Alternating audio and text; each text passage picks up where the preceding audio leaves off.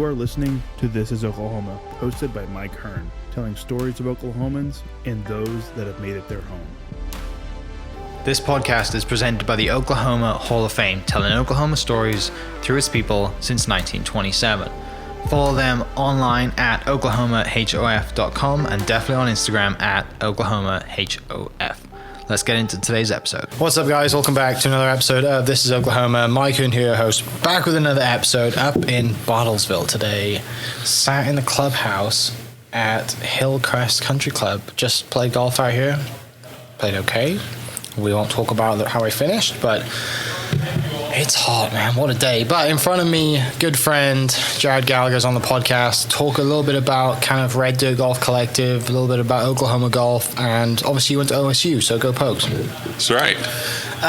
Tell me a little bit about, before we dive into the golf stuff and the riding, and obviously you do a lot of things. Tell me about kind of general upbringing and then how you navigate to go to OSU. Yeah, sure. So, I know this is Oklahoma podcast, so a lot of people won't love to hear me say that I was born in Plano, Texas, lived my first 5 or 6 months of life in Plano, but we moved up to the Tulsa area when I was very young, grew up in the Tulsa area, Tulsa proper, Berry Hill, and then ended up in Owasso, I believe in third grade. So from third grade through graduation, I lived in Owasso, graduated from Owasso High School in 2007. Then it was kind of a foregone conclusion that I'd go to Stillwater for school. My parents both met when they were in Stillwater in school, and it was just kind of that's what we did as a family. Was we grew up going to Oklahoma State football games and basketball games back when they were not nearly as much fanfare. I know we've seen each other up in Stillwater once or twice before, and there's not quite the fanfare 20 years ago or 25 years ago. But it was kind of a foregone conclusion that I'd go to school in Stillwater, and it was the best 5 years of my life. It was a blast. I studied sports media, broadcast journalism, and met some incredible friends. And that's really kind of how Red Dirt Golf got started as well. I met Spencer Drury. We both worked out at Carson Creek together. Yeah. And it was just a summer job that they needed. In fact, I thought I was going to get let go after the 2011 national championship. They were beefing up their numbers for the 2011 national title. And I worked out in the cart barn and fully expected to not have a job come school time. And for one reason or another, they let me hang on for a year or two. And so that was a lot of fun. And Spencer always would rib me because he worked in the golf shop in the air conditioning, and it was hot in Stillwater in the summertime. So, that's kind of how that came about. And I regret very little of it.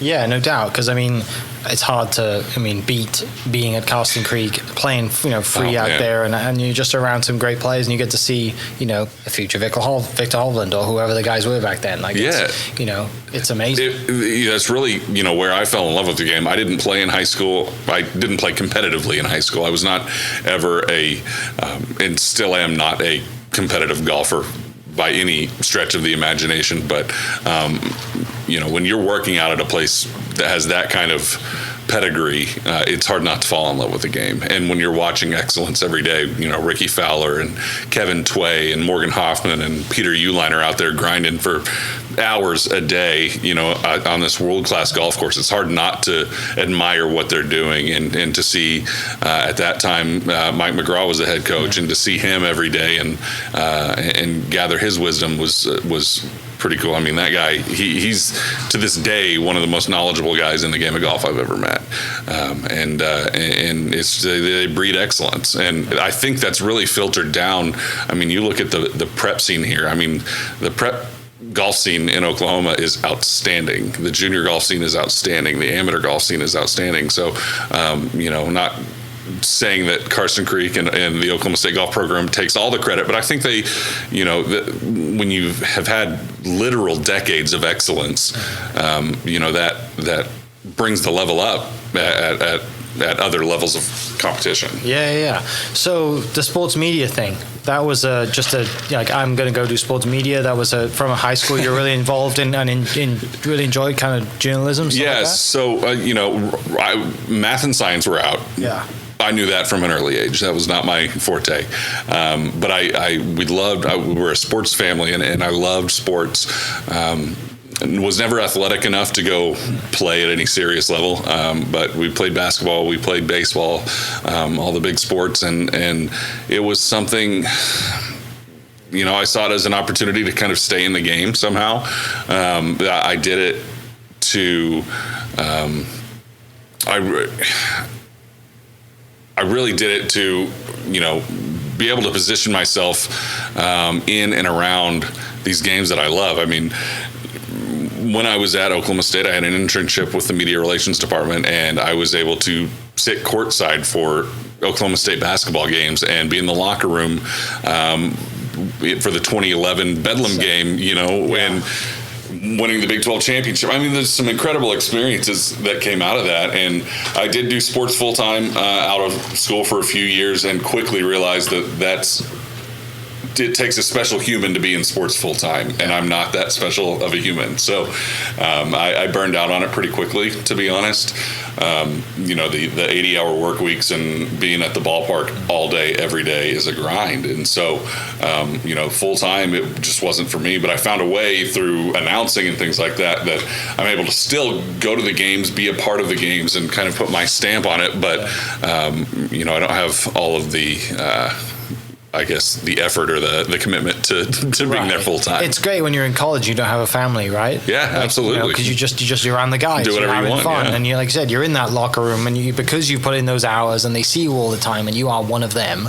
Unfortunately, you don't have to go to workouts. You just kind of like, I get a camera and I got to write stuff. Was it did you kind of fall in love with the writing side of things and the photography side?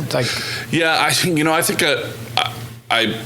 and I don't know what my wife would say, but I think I'm a romantic at heart, and that goes beyond, just what you see on the gridiron or on the hardwood. I love romanticized stories of athletic feats, or The Miracle on Ice, any of those movies. I'm a sucker for sports movies because I love the emotional side of it, and I love the storyline of bonding and anything that goes around the competitive nature of sports. I'm all about that. I think it's so cool to be able to, and sports are a parallel to life, right? I mean, but at the same time, it's an escape from life. It's such a cool kind of juxtaposition, and I've always just wanted to have a small part in that. Yeah. Well, and like when you're at a program that you've seen the wins, you've seen the losses, because for the most part, OSU, especially football,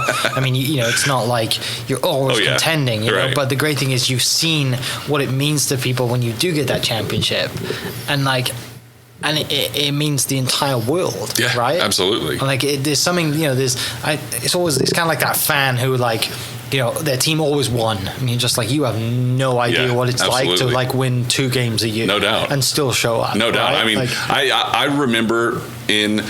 I remember where I was in 1995 when Oklahoma State beat OU in Bedlam 12-0. I remember where I was in 2002. I remember where I was in 2011. When I was actually in college and got to experience that. I mean, it's crazy how that can bring people together, all walks of life. It doesn't throw everything out the door, politics and religion and race and everything else. If you have that common bond in a sports team or a program that you are passionate about, then your brothers and your sisters, and that's what's so cool about it. And so, I've got some really cool memories that, they say in Ted Lasso, it's the hope that'll kill you, and it is, but it makes those moments even more special. For me, because I didn't grow up, in a big university, and I university sports back home is not big at all. Sure. It's the Premiership or the rugby or that's it, right? It's not like, college sports out here, which is massive. But, when you support a team that's just terrible and they get that win, right? That one miracle season, and that hope, it's like we could move up a division. Like we're there. and then they miss out by like 2 points. Yeah. Just like over a season, it's nothing, you know. But the good thing is you get to hone your craft and enjoy. Like, you know, it's not like for you, because you're in media, you're still progressing regardless of how the team's doing. Because there are times you've got to write a report and we've sucked. Yeah. You know, but no then, doubt. You know, and you're like, how do I string this together? How do I find a positive, right? But still, like, that grows you. But sadly, like you said, you come to a point where I want to have a family. I want to have a life. Yeah, that's true. And, you know, there are different sides of it too. I've been on the sports reporting side of it. I've been on the marketing side, you know, working with teams and programs. And it's cool to see and develop those relationships. You know, like now I announce University of Tulsa football and basketball, and it's cool to see some of the same journalists locally covering the same sport, you know, because they've really ingrained themselves in that. They're almost a part of the storyline. I mean, Barry Trammell's almost a part of the storyline whenever he reports. You know, there are those relationships that you create throughout the years. And, you know, University of Tulsa basketball, we're going through a coaching change right now. Well, I've only ever announced Division I basketball for Frank Haith. And so it's going to be a new experience to announce for Eric Conkle, who's coming in, and you know, to see, you know, how does the atmosphere change in the arena? What sort of things is he going to bring to the table outside of a competitive nature and hopefully bringing some wins? You know, how is that going to change the culture of Tulsa basketball? So, you know, there's so many pieces to the pie there, and there's so many people behind the scenes. You know, ticketing guys and marketing guys and sports information guys, and I mean, there's so many people that people don't ever see that make you know, an athletic organization run at any level. You know, I mean, nowadays there are high schools in the state of Oklahoma that are hiring their own sports information guys and media people, and it's crazy. And it's needed. That's the great part about it. You know, like, there's nothing better for these kids than, you know, because high school, everyone has those stories, right? High school, sometimes could be the best time of your sporting career and life. But having that documented, like, imagine if, you know, we've all, like I said, we've all heard the stories of, you know, we got a friend who was like, I did this, or we did this in high school. How good was our team that year? And you have documented proof of it. You're like, we get to play this every now and then. Bring it out. Like, it'd be so cool. Absolutely. It's really good. I'm super excited to see where high school athletics in the state of Oklahoma is moving, because it is becoming, you know, that's one of the jobs I have at Owasso High School. I announce football, basketball, baseball, a bunch of different sports, and that's one of our mentalities, is to bring a Division I level product every time. And that's not just on the field. That's, you know, what music am I playing, you know, from the press box? How am I announcing things? You know, do we have our scripting in line? Do we have our advertisers and sponsors in line? You know, all of these extra moving pieces, and it's just a scaled down version of a Division I operation. And it's cool to see a lot of high schools and you know, these prep schools moving toward that level. I mean, everything is becoming more and more professional, and it's pretty cool to be, you know, on this side of that to watch. How do you, like, where do you find your announcer's voice? Like, where does that first opportunity come and you're like, you know what, you can do this? Or do you do an internship under someone? Like, how does that come about? Because it's a job that a lot of people, I think is probably one of the coolest jobs you could have, being the announcer. But they don't know how long it takes to, like you said, 60, 80-hour weeks of covering baseball. Yeah, absolutely. It's a niche position for sure. When I realized that I wasn't going to play competitive sports, that was kind of my first foray into being around sports while not playing it. I started when I was in high school. They needed some, I don't know, 7th grade football announcer on Saturday mornings or something like that. And so I went and did that. And then I was in choir in high school and college, and knew I had a voice that could be utilized for more than whatever. And so, I just tried to parlay that into an opportunity for me. And so, had some great mentorship with Larry Reese at Oklahoma State when I was there. I mean, he's been there. I think he started when he was in college at OSU in the early 90s. So he's been there for 30 years and has become the voice of Oklahoma State athletics. Obviously, knows what he's doing there. And we've got some great voices in the state. Guy at OU. Yeah, he's been on the podcast. Yeah, but I mean, he's awesome. Yeah, we've got some great voices in the state of Oklahoma, and they're really, as far as marketing a brand goes, I mean, you almost need that voice, that consistent voice to people know when they walk into Boone Pickens Stadium, they're going to hear Larry Reese on the microphone. I hope to bring that to the Tulsa games that I announced, the Owasso games that I announced, and when I was announcing the Dodgers in Oklahoma City, that was the same way. I wanted to be there for every game and hopefully, bring that level of consistency to Bricktown Ballpark. That's going to drive me nuts, that guy's name, because I know him as well. Like, he's just a great dude. But then his predecessor who was the other legend at OU that was there forever? Again, you're talking to an Oklahoma State guy. You're right. I've been around. I should have realized that. But no, you're right, because these guys, it is a very niche position because they find someone they like, they're very good at it, and the person they do it generally loves what they're doing, and they don't want to go anywhere else. And thankfully, like, your voice is something that stays with you until you die. Yeah. So your kind of job security is pretty good unless you say something really bad. Look at Mario. Mario's been with the Thunder. Mario, I think his name's Mario Benali. He's been with the Thunder since the Thunder came to Oklahoma City. I've tried to get that job several times, but he is the voice of the Oklahoma City Thunder. And it wouldn't be a Thunder game if you didn't hear Mario on the microphone. Yeah, again, I have to look up this guy because it's going to freaking drive me nuts. Anyway, and it's Toby Rowland. Oh, yeah, Toby. Sooner Voice on Instagram. It's such a cool job to have, though, because, like, and on today, right, or yesterday, like the Open for us, we're recording the Monday after the British Open just to kind of timestamp this. And I'm driving up here yesterday up to Bartlesville, I was listening to the Open radio. Mm-hmm. It's so much fun listening to it, right? Yeah. Like, you don't see anything, but, like, even though if you're watching, the putts aren't as close to going in as they sound like they're going in on the radio. And I'm fortunate enough, a friend of mine's dad was one of the guys on Open Radio. Oh, and he's done it forever. He's been a radio announcer for that's his career. And it's just funny to, like, I know him. So it's like listening to, his name's Ron Jones, like listening to Ron's voice. It's like, it's so awesome. My buddy Alistair, who is his son, we play golf together, and Alistair, like, literally went to every Open he wanted to because he's his like, name's with Alistair. his dad. Exactly. Alistair, I think is how his dad would say it, but they're never going to listen to this, so I can say anything. But I think Alistair's in Texas, actually, because he came out here to play golf. But it's such a cool job, and it's something that people recognize you, they know you.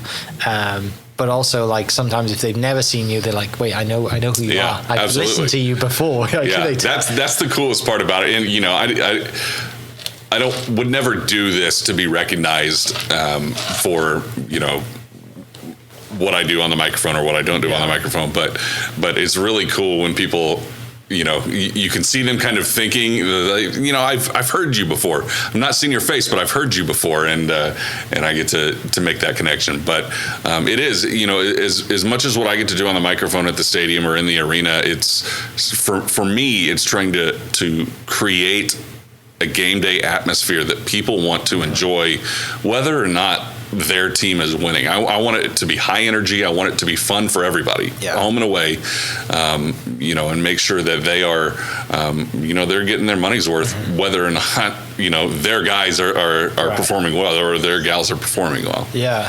So back to the golf thing, you said when you worked at Carson Creek that's kind of where, like, the Red Dirt Golf Collective kind of birth of it. Is that where you just kind of full deep dive nerd out into the architecture side of golf? And the stories of golf and how, like, Oklahoma is pretty special. No one talks about it. So I didn't realize kind of, the gyms that we're sitting on as Oklahomans, and we have some gyms here in the state that are crazy good golf. I mean, if people aren't traveling around to Oklahoma like they are right now, Nebraska or Wisconsin or Oregon, but we have, in terms of the richness of golf course architecture, I mean, I would put us up against anybody in terms of, the quality of golf course architecture per capita in the state of Oklahoma. Working out at Carson, that's where Spencer and I got to know each other really well. I was the best man in his wedding. He was in my wedding as well. And it really wasn't until COVID, we were playing out at Cimarron National one day. And this was right after, I think the guys from the Golfers Journal had come through a couple of weeks before. Casey Bannon and some of those guys. And not to shamelessly plug them, but I'm going to shamelessly plug them anyway. They're worth plugging. They're amazing. My gosh. As far as media content goes, they're the best in the business. Golf media content,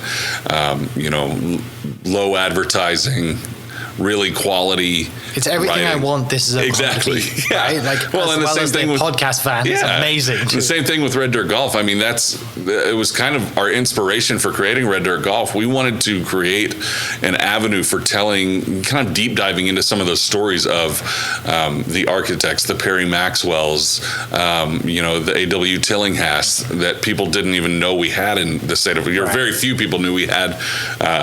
A couple of Tillinghast in the state of Oklahoma. I mean, there's some really cool stories out there that we wanted to tell, and this just kind of became a creative outlet for us to write and hopefully tell some of those stories that haven't been told in a long time, and kind of refreshing people's minds and hopefully creating some pride in the golf that we do have here in Oklahoma. Yeah. Well, and it's also fun for you guys to have a project that like, you're not like solely thinking, I need ads, I need to pay bills from this, right? Yeah. You're not, it's just a fun passion project to do. And you also don't have anyone telling you what you can and can't write about. For sure. And you can write as much as you want, or you can write little, or you can travel. Like it's the beauty of it. And I know you guys done a great job of it. And you guys getting a press pass to the PGA was like the pinnacle of it. That was cool. Which we'll get to later. Yeah. But what was kind of like, did you just kind of start like writing stories? Like what was that first story? And I mean, how do you think that, I know it's great to have an idea, but how is it like, let's just like, this is going to be a legit thing now? I think when you start anything, you have images of grandeur in your mind on what it could be and the potential that it has. But we intentionally started slower than we wanted to. We started with a Twitter account and an Instagram account. We didn't have a website. We didn't have anything. Because, Spencer and I both have full-time jobs. We both now have full-time families. We've got a lot of stuff going on. And, I'm announcing on the side and all of this stuff. And so, we wanted to make sure we're not biting off more than we can chew. So, this really started two summers ago as a Twitter account. And pretty quickly, we realized that it had legs and that this was kind of an opportunity that hasn't really been fleshed out by anybody else in our state, and so we created a website, and that allowed us to have a platform for telling those stories. I mean, you can tell a story in 140 characters or 280 characters, but you're not going to get all the details that you want in there. And so this gave us this website gave us the platform to write those stories, and they are long form stories. I mean, I think one of the story we did on Hillcrest is like 4,000 words. So if you're not a reader, it's probably not for you. But you follow us anyway on Twitter, for sure, because we'll give you the highlights of our stories. But yeah, it just gave us an opportunity to get out there and that's another thing that people don't realize is how accommodating people are in this game in Oklahoma. I mean, I'm not a member anywhere. I'm not a member at Southern Hills or Hillcrest or, anywhere else that we've done a story on. Exactly. Yeah. Anywhere else that we've done a story on. And everybody has welcomed us in with open arms because they know that we have a special story to tell, whether it's Perry Maxwell or it's Frank Phillips here in Bartlesville. And he barely played golf, but he had such an influence on the game of golf in this Bartlesville area in northeast Oklahoma. Waco Turner in southern Oklahoma, his story is freaking wild. Mm-hmm. We haven't even, that's a story that I wanted to tell. I think I've got 2,000 or 3,000 words on Waco Turner right now, and I'm not even to the interesting stuff yet. Yeah. So, I mean, there's so many stories out there like that. I mean, Susie Maxwell Burning at Lincoln Golf Park. Hall of Famer. Yeah, Golf Hall of Famer was inducted the same year as Tiger Golf Woods. Hall of Fame. Yeah, like the big one. Not like the Oklahoma Golf Hall of Fame. No, the big one. You know, like and she started the game of golf because she worked with horses outside of Lincoln Park, and one of her horses got lost on the golf course and tore up some greens. I mean, it's crazy, some of these stories that are out there that are not known or little known, and so this was just kind of a platform to tell those stories, and it's been a lot of fun. Yeah, and like you said, like you can ball out and literally write as much as there is to write about these stories because you don't have to worry about it. Like, we are the writer, we are the editor, and we do it how we want it. And that's one thing. And who knows where this goes in 5 years or 10 years? Maybe we have a team of people that are doing this, and I have to edit the stories or whatever. But I was very staunch about writing the things that we want to write about and doing it the way we want to do it. We're not going to have perfect grammar. I studied AP style in college, but it's not going to be perfectly, in line with the New York Times or USA Today or wherever you get your news. But hopefully they're interesting, and hopefully we bring a different angle to the stories that we write. So that's kind of our philosophy with it. And if you like it, we love that. If you don't, move on. Yeah, like there's so many stories to tell, there's so much to talk about. And there's some epic golf courses here that, I've kind of, for this place, right? Yeah. Hillcrest, it's kind of out of the way. Yeah. But it's worth coming up here to play golf here because it's fantastic. Yeah, taking Hillcrest, for example, it's a 1925, I believe, Perry Maxwell golf course. So that was when Perry Maxwell was still kind of in his banker / golf course. He went full-time golf course architect after his banking career, but this is early on in his career. There have been a few. This is 2022. We've celebrated a few centennial. Perry Maxwell's this year with Duncan Golf and Tennis Club was last year, I believe, and there were a few others, but this is a classic Perry Maxwell. You were out there, you've seen those greens. You get that classic potato chip style green, and it's gorgeous. There's elevation out here, and that's one thing that Maxwell was very staunch about, was he would not work on a golf course if it wasn't land properly used for building a golf course. So he was as good a scout of land as he was anything, and this is one of those cases. So again, starts a couple of years ago. You're slow to get off the kind of blocks on purpose, just so you can kind of, because the last thing you want to do is say, hey, we're this new thing, and then you haven't written anything for 4 months. Exactly. I've made that mistake many times. This is Oklahoma Golf for anybody interested. But it's great because then, like you said, you have the time to tell the full story. Yeah. Like you said, the story, which I'll link the website in the description. You guys can go read some of the stories out there. Tell me about kind of like how you get hooked up with Casey from the Golfers Journal, and then like how you do the Boiling Springs event as well. Yeah. So again, it's a golf is a family, whether you've met these people or not. You played with two guys today that I don't know that you've ever met them before. Once. And it was as pleasant around. I followed you for 7 holes or so, and it was as pleasant a time as I've had on a golf course in a long time. Perfectly, nice guys, perfectly accommodating, and that's how this game is. You can walk out and play with 3 other guys that you've never met before and be great friends with them by the end of the round. That was kind of the same way with getting hooked up with Casey. They were coming through. I think this was the first year they had the van, and the first summer they had the van, and he was coming through, and somebody made a call out.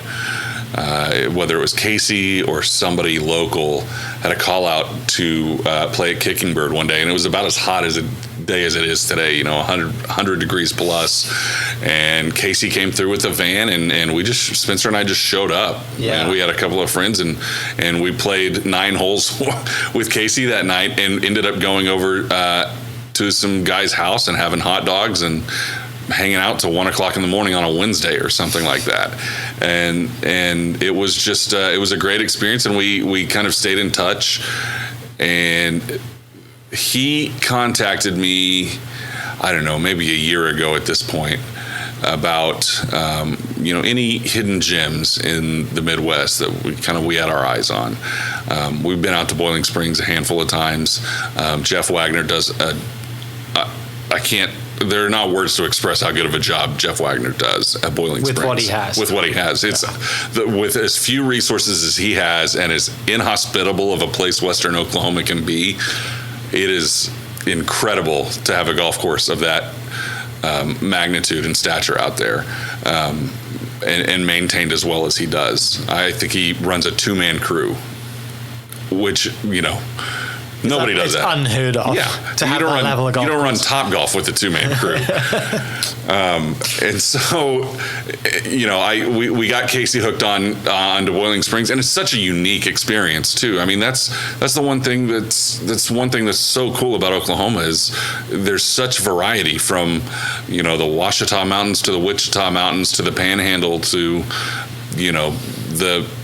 the Little Sahara. I mean, there's just so much in Oklahoma, and that also manifests itself in golf courses in Oklahoma. And so Boiling Springs is really unique in that regard. We got them hooked up. They played an event at Prairie Dunes in Hutchinson, Kansas the week before, and they were really just kind of looking for something in between. They, when they take the van out, they're out. You can't just ship the van back to Southern California. Yeah. So they needed an event, and we got them hooked up with Jeff and made it work. So it was a really cool 2-day event. When we were talking, we rolled in on Friday and it was 95 degrees. And when we got up Saturday morning, it was 55 degrees. And that's, if anybody knows Western Oklahoma, that's what it is. So, and the wind was blowing about 40 the whole time out of different directions. So, because you guys had them here for the PGA as well, right? With them? Yeah, they stayed. Casey stayed with us. He stayed with you? And his team. Yeah, he stayed. We had this is a crazy story. So, they were doing some pre-PGA coverage. Casey had written some stories on it and stuff, and so they brought the van, and I live in a little neighborhood in Owasso, and so I had that van parked outside my house for 4 days, and it's it's a big matte black Sprinter van. I mean, you can't miss it, right? And it's got a T logo, golf tee on it, on the side of it, and so it's kind of it was brash sitting out in my driveway, but they came in for a few weeks. The three of them, Casey and Foster McCune, and then they had a photographer, Matt Hahn, out of Dallas, came up. And Matt, if you've not, who's incredible. Oh my gosh! If you've not seen his, in fact, we're about to post a story. It'll probably be live by the time this goes live on Boiling Springs, and we're going to use some photography that Matt took from that event, and he's unbelievable. And his summer, he went, I think he covered 2 majors. Yeah. And he's just getting his photography business up and running, and he's so busy. But I don't know. I just can't speak highly enough about Matt and his photography. But they came in, and the first night they were in town, and mind you, I haven't seen Casey in 2 years. Yeah. I've never met Foster. I've never met Matt. They're staying in my house. I have about a month-old baby at this point. And we're hanging out, whatever. I want to show them the best of what Tulsa has to offer. And 11 o'clock that night, we had a bit of an emergency. We had to take Palmer, my daughter, to the emergency room that night. And so they had already gone to bed, and I texted Casey and Foster, and I said, hey, you guys just watch the dog. We got to run to the emergency room real quick. And we were there till 3 or 4 in the morning, and it was wild. But they were, they're so cool, and we got to do some really cool things. I took them to Brahms for the first time. I love Brahms. We go to Brahms 3 times a week as a family. It's a tradition. But we did the Gathering Place. They did a drillers game, so they got to do some really cool things in Tulsa and kind of see, some of the more interesting aspects of Tulsa. I know they went to Black Wall Street as well, and did that as well. So it was cool, and they had some really cool coverage of that. Yeah, that's fun to show show people like that your home city, right? I and love show it, man. But also show them like they're not getting the tourist attraction. They're getting like, come and see it how I would show you. I will say this: I gave them an option. They were here for 4 days. I gave them an option on Thursday night. They had the Drillers game, or I was announcing an Owasso game, and they chose the Drillers game. I was a little bummed out about that, guys. but Owasso did win a state title this year. Right. But no, they had a great time at the ballpark. So fast forward me from there then into how you guys get a press pass for the PGA. Yeah, so that was wild, and I'm still not convinced that it happened. I'm still a little shell-shocked that it happened. So Brian Carnes, who I don't know if you've had on the podcast yet, you need to get Brian on the podcast. Great guy, is an Oklahoma native. He's the champ director for the PGA this year at Southern Hills, and he did it last year as well for the senior PGA. And we did a story on Brian. He and I actually worked together in the OSU athletic department when we were in college. He was a few years older than me, and is a great guy and has done really well for himself at the PGA of America. And this was his first big champ to run, to be the tournament director of. And so it's a really special thing to get to do that in your home state. And if you know anything about those champ directors, they're moving every 2 or 3 years. They're moving their whole families to different, he was in Rochester for 3 years, and he was in Lexington for 3 years. And so it's a hectic life to do that. And so for him to be able to do that in Tulsa, in his home state, his wife is from Owasso, and for them to be back for that was really special. And we wanted to do a story on that. So we wrote a story on Brian, and I'm not convinced that helped or hurt our chances to get credentialed for the PGA, but they did give us 2 credentials for the PGA, and man, what an experience that was. It was as good of a week as it was for people watching golf and for Southern Hills and the membership. I think we had the best week of everybody. It was incredible. Right, because you are you're in your home city, home state, on a golf course that is obviously the best in well, I say obviously, it's definitely 1 and 2, but for the best in the state. But at the same time, you got the world's best coming here, and you would have been there anyway, even if you didn't have a press pass, sure. right? But the fact that you have that pass, you're inside the ropes. Tell me when you get that call. Where are you? Well, it was because it's like Christmas Day. Oh, for sure, absolutely. It's all online. You have to apply online and all of that stuff, and I've applied for a million credentials in my life, with announcing and things like that. But there's always that nervous anticipation. You submit your application, and that you're not a full-time publication, and you're not, your circulation's not as big, but you're local and you're doing local stories, so maybe they'll cut you some slack, And so there was that nervous anticipation, and a week goes by and 2 weeks go by, and it's a month out, and it's like, well, I haven't bought tickets, so maybe I should start looking for tickets.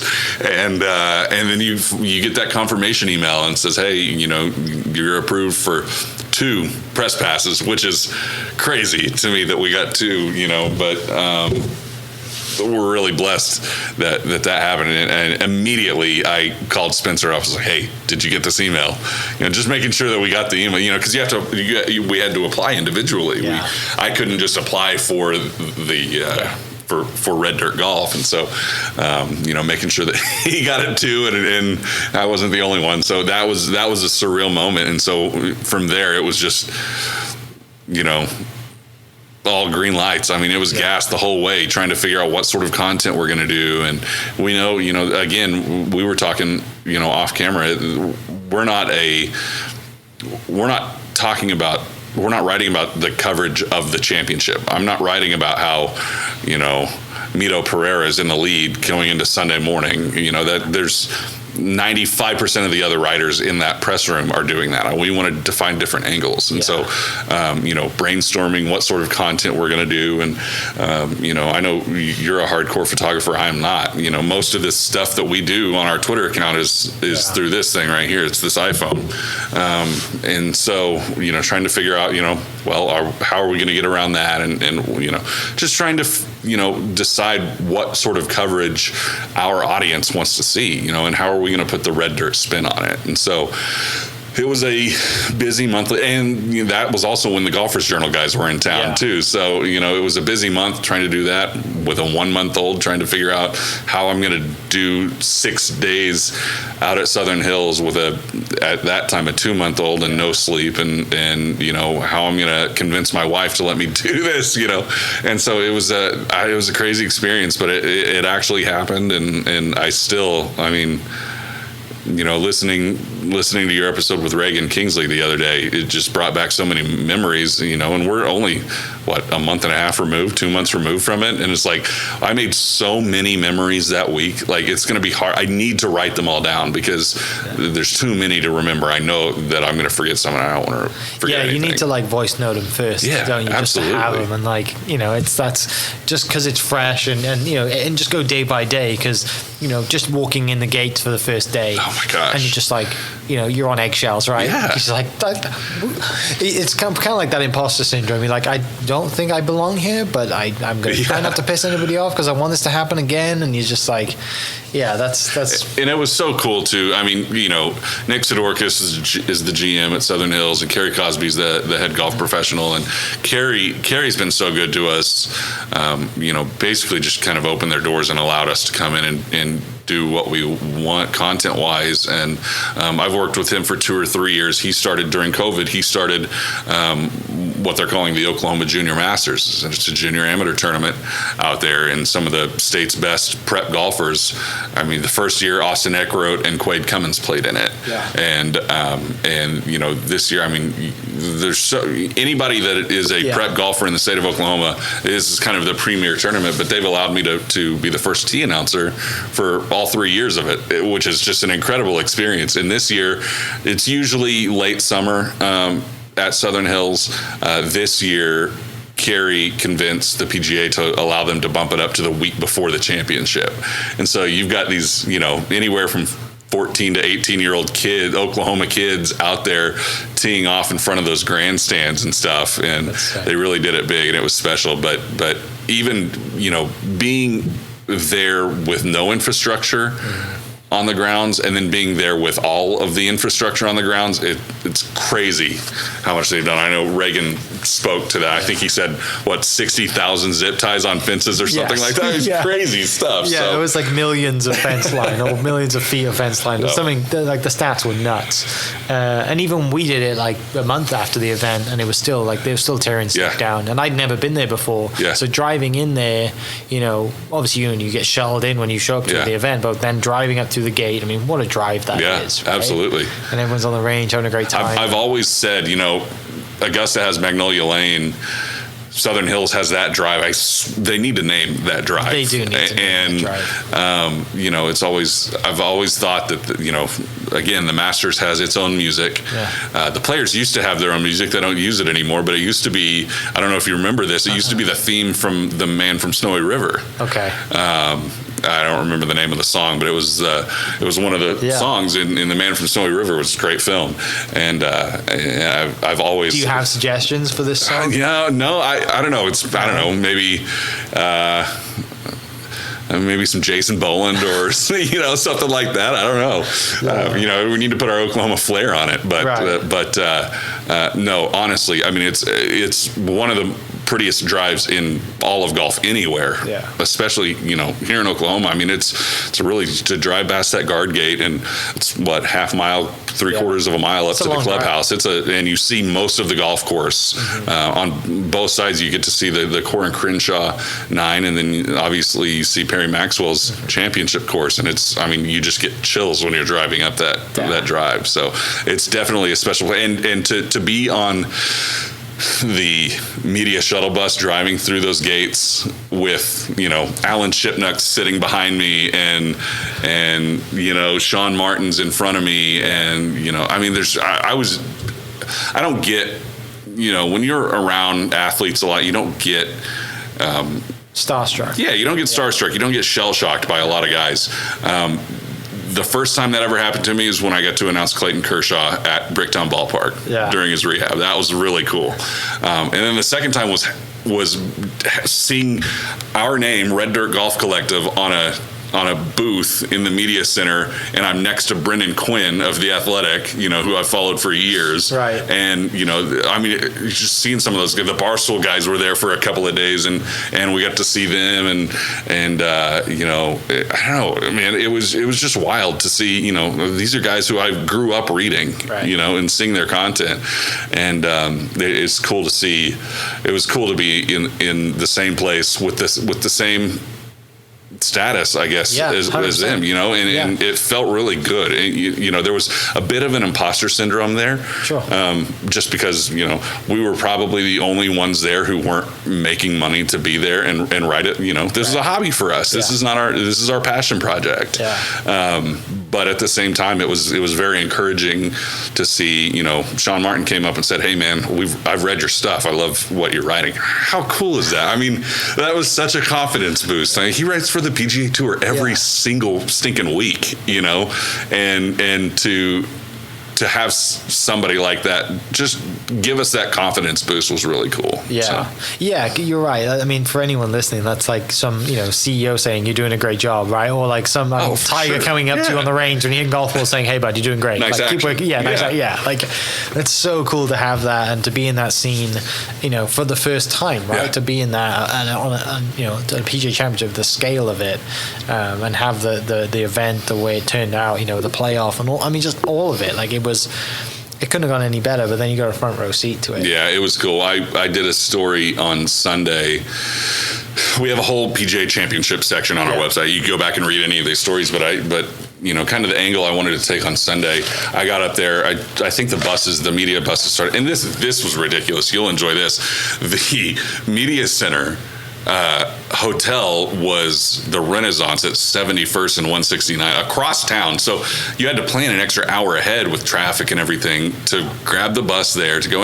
I'm not complaining because they literally rolled me up to the clubhouse. I didn't have to walk a step. Yeah. But I on Sunday morning, I grabbed the earliest media shuttle I could and got there before dark.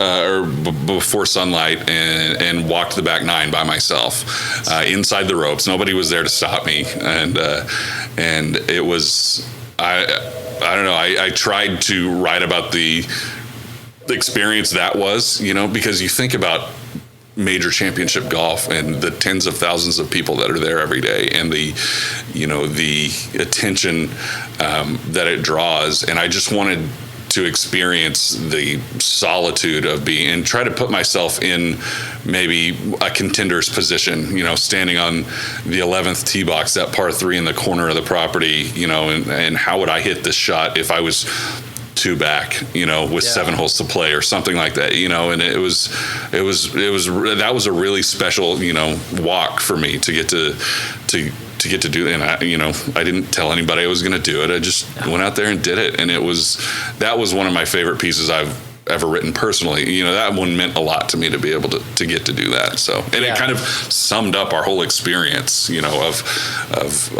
getting to do this in our home state, at a course we love, with people around us that we love. It was really cool. I've done it kind of that similar experience once, been out on a golf course and watched the sunrise. Yeah. And you're the only one out there, and you're walking down the middle of, and I've got chills talking about it. And like you're walking down the middle of a fairway, and I FaceTimed my dad actually while I was doing it, and you're walking down the middle of the fairway, and I remember walking down this 9th fairway, and I turn around and I'm just seeing my footprints because you're the only one out there, and it's like 5:30 in the morning, 6 o'clock, and you're just like, this is golf, right? Like this is like, when you say, write a letter to golf, right? Like it is that for me, Yeah, absolutely. And it's so peaceful and so quiet, and I mean, it's paradise.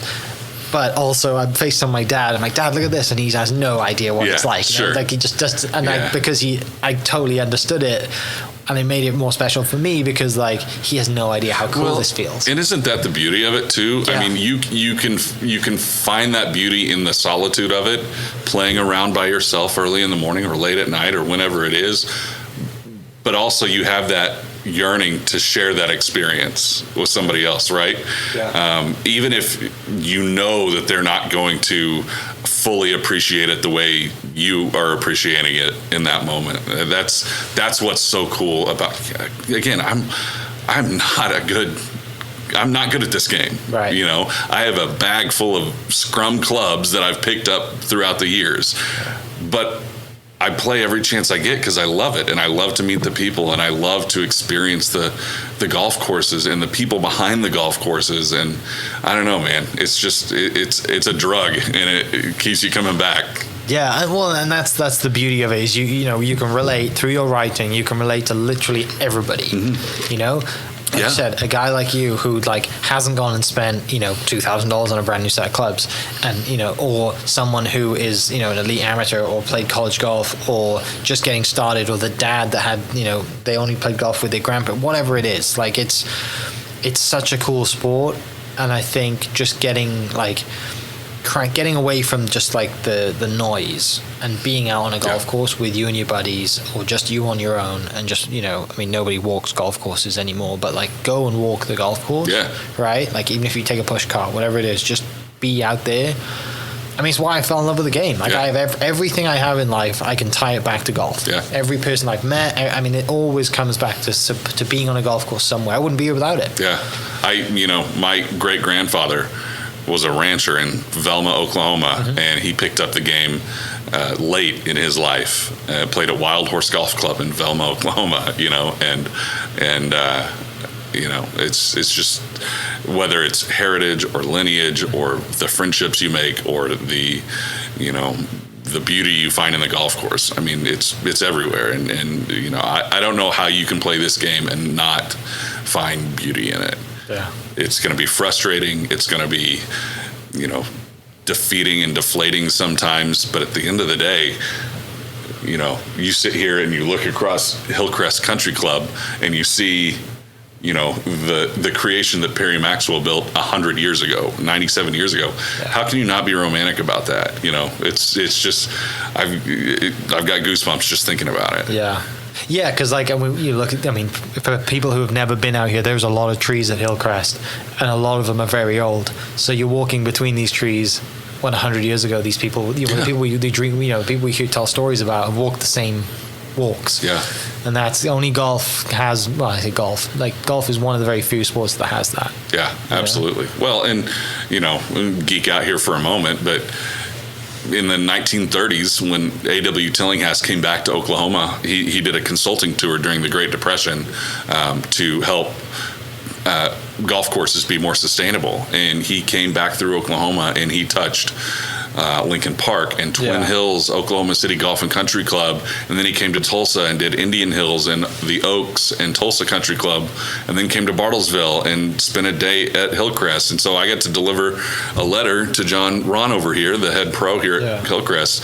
I got to deliver him Tillinghast's letter from 1934, and he had never seen that before. So and like, how cool is that? You know, that you know, one of the world's greatest golf course architects in history has been here on this property, has consulted, you know, with their people and made it more sustainable, and now here we are 80 years later, 100 years later, enjoying the same property. It's just it's so special. Yeah, it's so good. All right, finishing up, what's the kind of, you know, 10,000 foot view of what you want Red Dirt Golf Collective to become one day, and then, you know, I mean, where are we going from here? Because you do have a young child, you have got to make money, and you do work a full-time job. But if all that was taken care of, what would you do? Why would you do it? Man,